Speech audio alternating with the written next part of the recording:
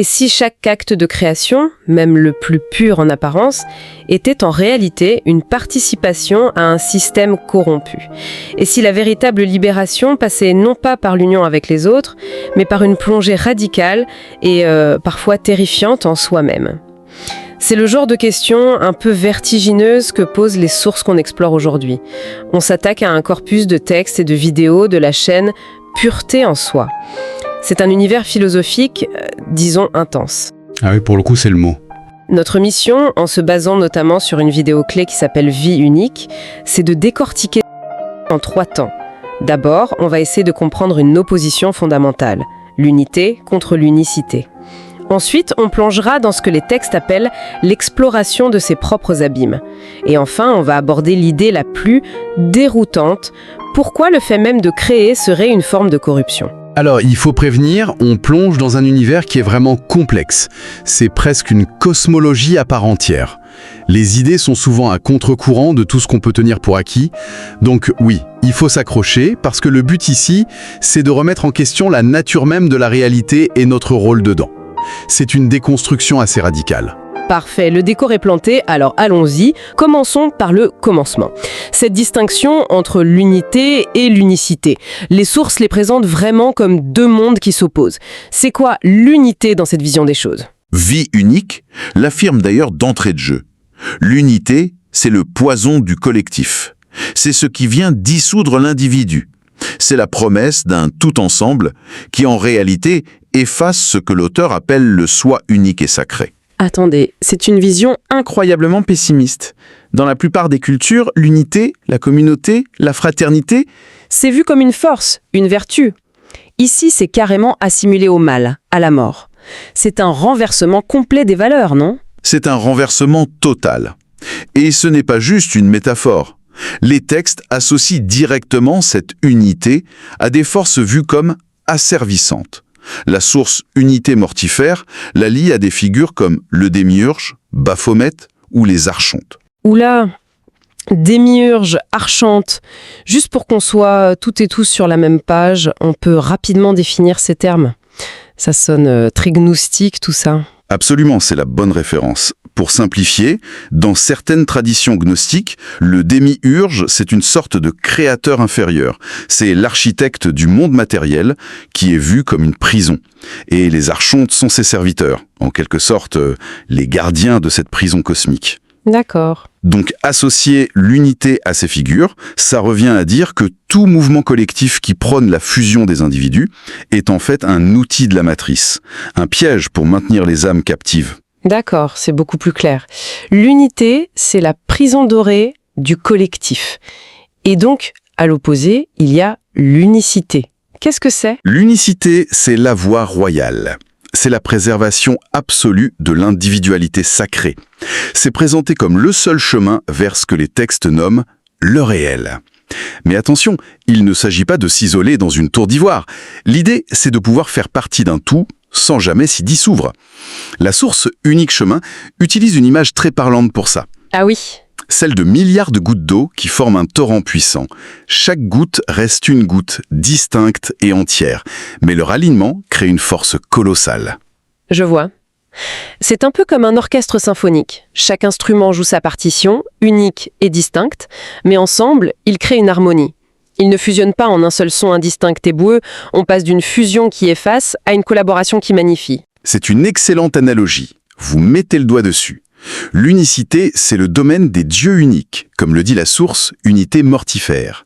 C'est adopter une posture de monarque, souverain et absolu dans son propre royaume intérieur.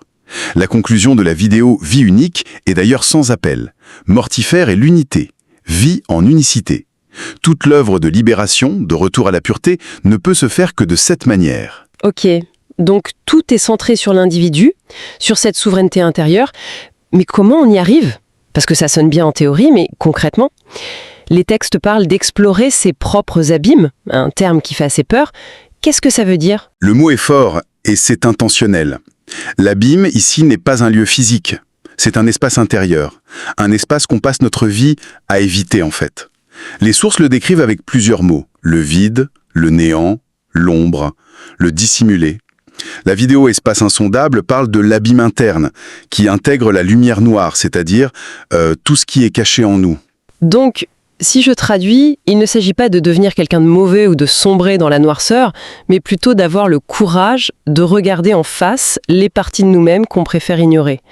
La jalousie, la peur, les hontes, tout ce qu'on met un peu sous le tapis. C'est tout à fait l'idée. C'est une confrontation radicale avec soi-même. Et c'est crucial de comprendre que ce n'est pas une destination. On ne va pas dans l'abîme pour y construire une maison. C'est une traversée, un passage obligé, mais pas une finalité. Le but de ce voyage, parfois périlleux, c'est d'atteindre le réel. Le réel. Ce mot revient souvent. C'est quoi ce réel?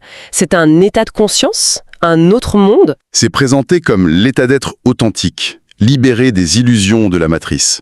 La source Memento Mortis est très directe là-dessus. C'est après la grande traversée de l'abîme que l'on trouve enfin le réel.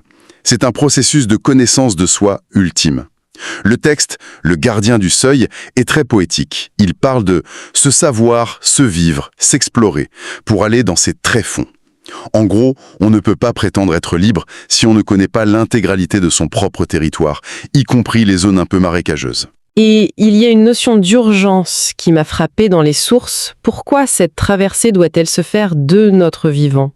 Quel est le risque si on repousse? Le risque, selon cette philosophie, est total. Unité mortifère et formelle. Traverse l'abîme de ton vivant, car dans ta mort, tu en seras soumis si tu ne l'as pas fait de ton vivant. L'idée, c'est que cette vie est la seule, l'unique fenêtre d'opportunité pour faire ce travail. Si on meurt sans avoir exploré et maîtrisé nos propres ombres, nos propres abîmes, alors après la mort, ce sont ces mêmes abîmes qui nous gouverneront. On devient esclave de ce qu'on a refusé de regarder en face. C'est une vision assez terrifiante. Oui, qui ne laisse aucune place à la procrastination. Un état de réel. J'arrive à suivre. Mais c'est là que mon cerveau commence à court-circuiter. On arrive à notre troisième point, l'idée la plus paradoxale pour moi. Comment l'acte de créer, qu'on associe à la vie, au divin, à l'art, peut-il être perçu comme une forme de corruption? C'est le concept le plus difficile à appréhender, c'est certain. Et la clé pour le déverrouiller, elle est simple mais radicale. Tout dépend de l'endroit où la création se manifeste. Le lieu de la création est le facteur déterminant. La source Cessez de créer pour le royaume de pureté est incroyablement précise là-dessus, et elle distingue 3 niveaux de création. D'accord. Décomposons ça pour que ce soit concret. Quel est le premier niveau le plus problématique, j'imagine? Exactement. Le premier niveau, c'est la création externe, celle qui se manifeste ici, dans notre réalité, que les textes appellent le tombeau. Toute création dans ce monde, un tableau, une entreprise, une relation, une idée partagée, est qualifiée de totale infamie. Une infamie.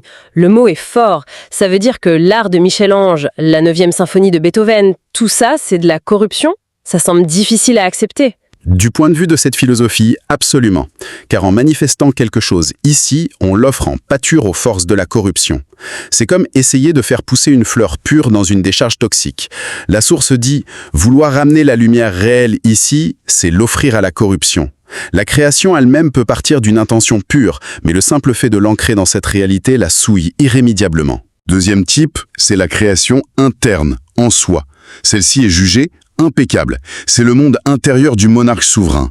On peut y créer des univers entiers, des œuvres magnifiques. Tant qu'elles restent dans le sanctuaire de l'individu, elles sont pures. Et le troisième?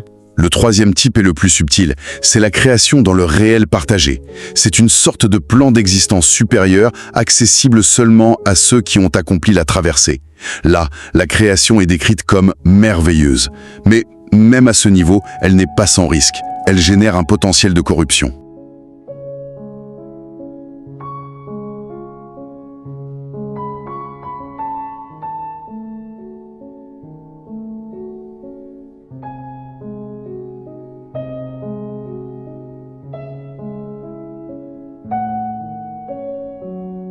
Et ça va même encore plus loin. La source de cette corruption, ce n'est pas une entité extérieure. La source, c'est l'être humain lui-même. C'est un point qui est martelé dans de nombreuses vidéos. Confronter son réel, ou la bêtimonde, affirme que chaque individu est le créateur de toute la corruption qui existe. Attendez une minute. Vous voulez dire que selon ces textes, moi, en tant qu'individu, je suis à l'origine des démons, des archontes, de tout le bazar? C'est une responsabilité cosmique? C'est une responsabilité totale et écrasante. La vidéo « Qui es-tu » le dit explicitement. Le simple fait de vibrer, de penser, d'avoir des émotions ici est un acte de création qui génère de l'immonde. Chaque pensée, chaque émotion projetée dans ce monde est une brique de plus dans le mur de la prison. Radio RSE3 ajoute que toute création ici sera de toute façon récupérée par la corruption ambiante. C'est presque paralysant comme idée. Si ma simple pensée est corruptrice, le but final c'est de cesser complètement de créer, de devenir une page blanche, une coquille vide. Pas tout à fait. La nuance est fondamentale. Le but est de cesser de créer ici, dans le tombeau, pour pouvoir redevenir entier. Et ça nous amène à un autre concept clé, celui de la fragmentation. La vidéo Vie unique explique que chaque chose que l'on crée contient un morceau de lui-même, un morceau du créateur. Tant que nos créations existent à l'extérieur de nous, nos œuvres, nos projets, nos attachements, nous ne sommes pas complets. Nous sommes éparpillés, fragmentés, avec des parties de notre être piégées dans le monde matériel. Donc pour retrouver son intégrité, il faut tout reprendre, comme si on appuyait sur CTRL-Z sur toute sa vie. C'est une très bonne image. Le terme qui revient souvent est rétractation. Il faut annuler et rétracter toutes ses créations. C'est le processus décrit dans Annuler sa création. Le but n'est pas la stérilité, mais de récupérer toutes les parts de soi dispersées pour retrouver son intégrité, sa totalité et sa pleine lucidité. C'est seulement une fois redevenu un tout unifié et pur en soi que la véritable création, dans le réel, pourrait être envisagée. Ok, si on met tout ça bout à bout, la philosophie exposée ici ne propose pas juste un chemin spirituel, mais une redéfinition complète de la responsabilité. L'individu n'est plus une victime d'un système corrompu, il en est l'unique architecte et l'unique gardien. C'est un renversement total de perspective. On passe du « c'est la faute de la société » à « tout est ma création et donc ma responsabilité ». C'est la conclusion la plus radicale. Il n'y a pas d'ennemi extérieur à blâmer. Tout ce qui est perçu comme un adversaire, un obstacle, une force maléfique, est en réalité une projection, une création de soi qu'on a oublié avoir créée. La seule et unique voie de sortie, c'est donc cette introspection et cette rétraction radicale pour revenir à un centre intérieur absolu, 1.0. Pour finir, une dernière idée à méditer, une phrase tirée de la vidéo « Qui es-tu » L'auteur affirme que chaque être est, individuellement, le Dieu créateur de l'ensemble de la totalité de toutes choses.